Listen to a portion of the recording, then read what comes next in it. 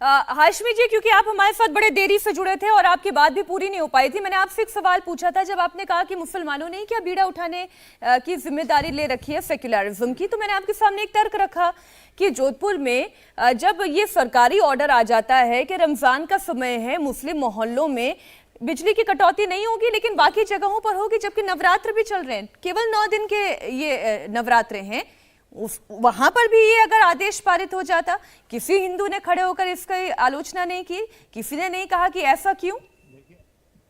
देखिए, कभी भी ऐसा नहीं होना चाहिए। अगर वहां की सरकार ने ये फैसला लिया तो उसको उनका जवाब देना चाहिए। और बात ये होगी कि रमजान में नहीं होनी चाहिए तो मतलब कहीं पर भी बिजली की कटौती तो होनी नहीं चाहिए।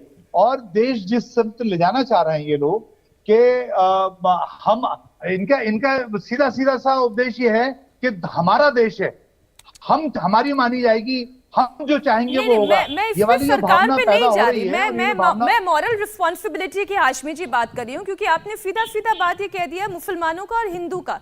तो मैं ये कह रही हूँ कि इस देश का बहुसंख्यक समाज तो खड़ा होकर ये नहीं कह रहा कि आपने हमारे कंधों पर ही ये जिम्मेदारी क्यों सेक्युलरिज्म को ढोने की डाली।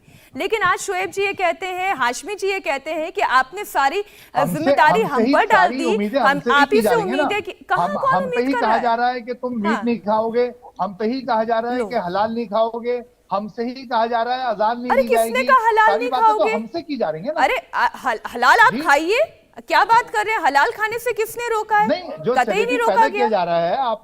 आपको मालूम है कर्नाटक के अंदर अगर वहां की सरकार के खिलाफ प्राइम मिनिस्टर ऑफिस में लेटर लिखा गया कि वहां पर ऑफिशियली 40% हर काम में मांगा जा रहा है, उस बात को दबाने के लिए अरे भाई, उगादी पर्व कर्नाटक में चल रहा है। हाशमी जी नहीं, आप देखिए मैं फैक्ट्स आपके सामने रख रही हूँ। उगादी पर्व चल रहा है, हिंदू समुदाय ने कहा कि आप हलाल मीट ना खरीदें। हिंदुओं के लिए ये कॉल था, हिंदुओं के लिए कॉल था कि आप हलाल मीट ना खरीदें, मुसलमानों के लिए नहीं था कि आप हलाल मीट ना खाएं।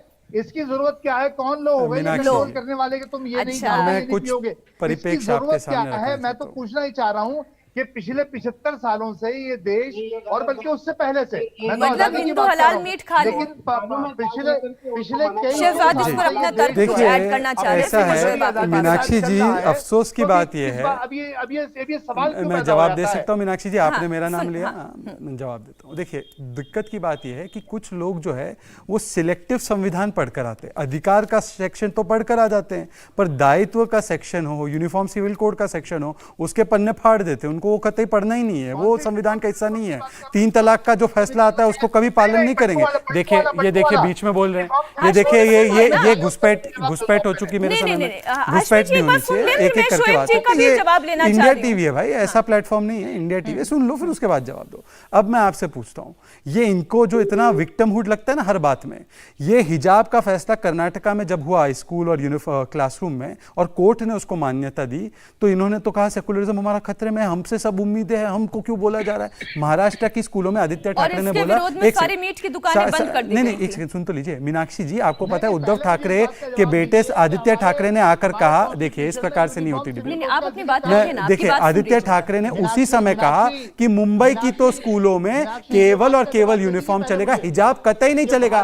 तब उनको महाराष्ट्र में सेकुलरिज्म खतरे में नहीं नजर आया हिजाब के मामले में, और यहां पर विक्टिमहुड का। दूसरी बात ये कहते हैं कि बजा लीजिए हनुमान चालीसा, किसने बोला है, मना किया है? हनुमान चालीसा एक दिन क्या बजाया तो महाराष्ट्र में उस पर शिवसेना कांग्रेस की सरकार ने FIR भी कर दी, पेनल्टी भी दे दी, अरेस्ट भी कर दिया, और कहा कि धार्मिक उन्माद बिगड़ रहा है। परंतु अवैध लाउडस्पीकर के जरिए रोज 5 बार दिन में अजान बजाना, ये सब ठीक है, ये चलेगा। और फिर इनको कह दो कि संविधान का पालन करो, अरे सारी उम्मीदें हमसे करते हो, सारी उम्मीदें हमसे करते हो। कौन से मुसलमान देश में? नहीं, मुझे एक बात बताइए, कौन से आयत में, कौन से हदीस में लाउड स्पीकर का जिक्र है? अब लाउड स्पीकर इनके धर्म का अभिन्न अंग हो गया, नॉनवेज इनके धर्म का अभिन्न अंग हो गया, हलाल इनके धर्म का अभिन्न, सारी चीजें धर्म का अभिन्न अंग हो जाता है।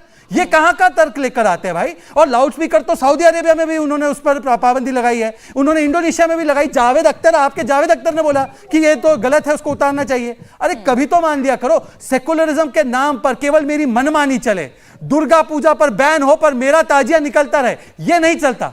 सेकुलरिज्म दोनों तरफ से होनी चाहिए। ठीक है, मुकेश फुरियान हमारे साथ जुड़ गए हैं। आप FDMC के मेयर हैं जिन्होंने ये ऑर्डर जारी किया है।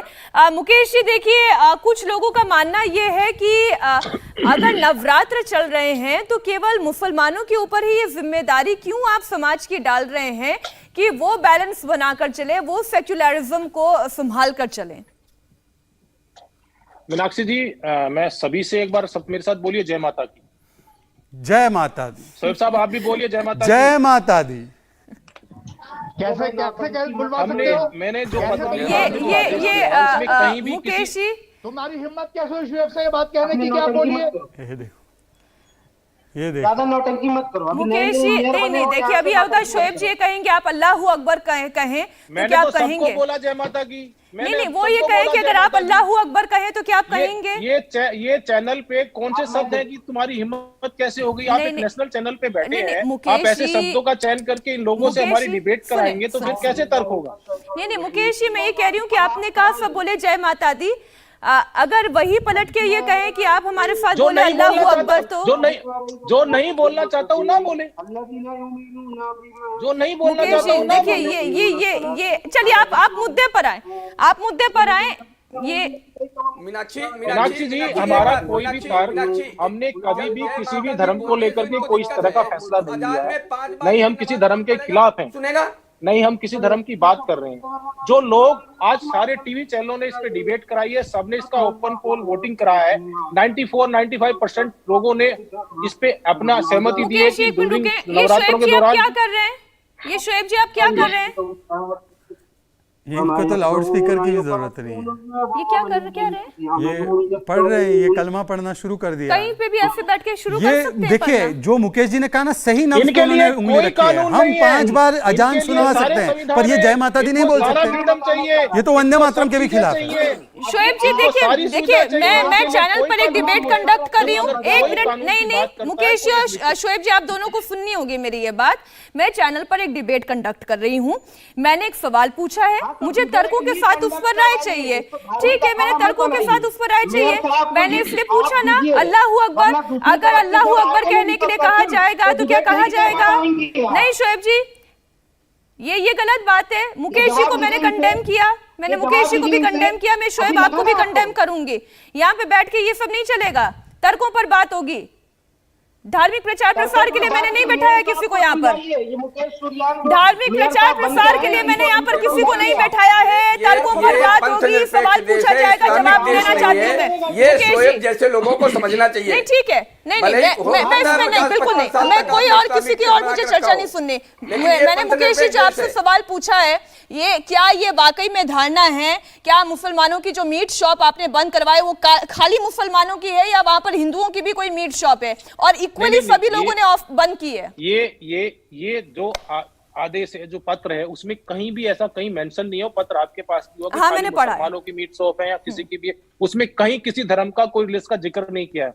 उसमें सिंपल एक मैसेज दिया गया है कि दिल्ली के अंदर लोग जो नवरात्रों की जो व्रत रखते हैं, जो माँ दुर्गा की पूजा करते हैं, जो सब लोग जिसके सेंटिमेंट से जुड़े हैं, उनकी भावनाओं को ध्यान में रखते हुए ये सब हमने फैसला लिया है।